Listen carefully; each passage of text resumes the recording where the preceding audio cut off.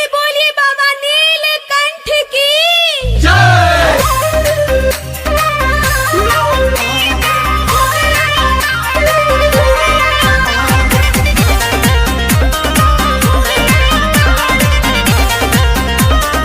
Music by Manish Jaiswal. Preeti films recording studio Chiraiya. कांवर लेके चलो लिखा जलावा के माई हो नाचो तारी डीजे पर कमर लचकाई हो कमर लचकाई। हाँ हाँ पियले ये गजावा के पुड़िया बाड़ी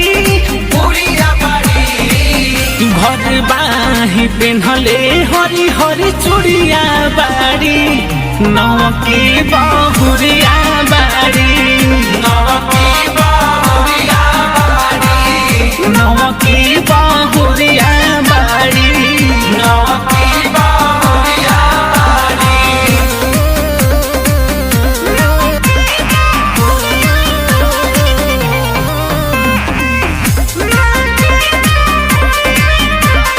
बोला बोला देवघर वाले बाबा की।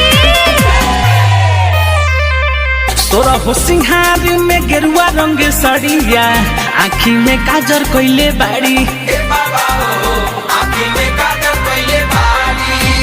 इ त देखे में लागतारी परियन के रानी सांचों में बाड़ी महाकाल के दीवानी। संघावा में नाना दिन कर गुड़िया बाड़ी घर बाही पेन्हले हरी हरी चूड़िया बाड़ी नवकी बहुरिया बाड़ी नवकी बहुरिया बाड़ी नवकी बहुरिया बाड़ी नवकी बहुरिया बाड़ी।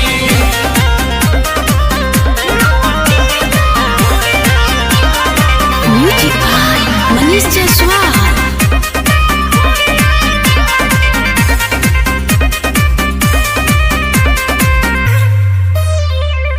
हर साल कांवर लेके जाली देव घरवा भूखेली सावन भर सोमारी